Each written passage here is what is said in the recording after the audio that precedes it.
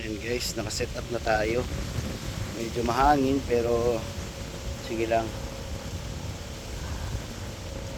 Wait and wait tayo, wait and wait.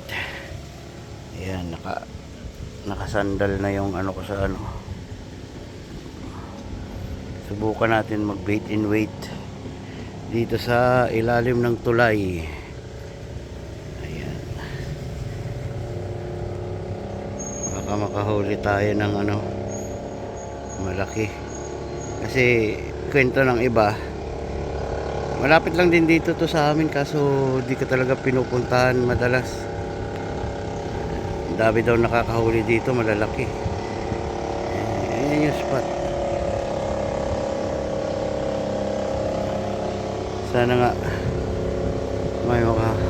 may mag-strike na malalaki.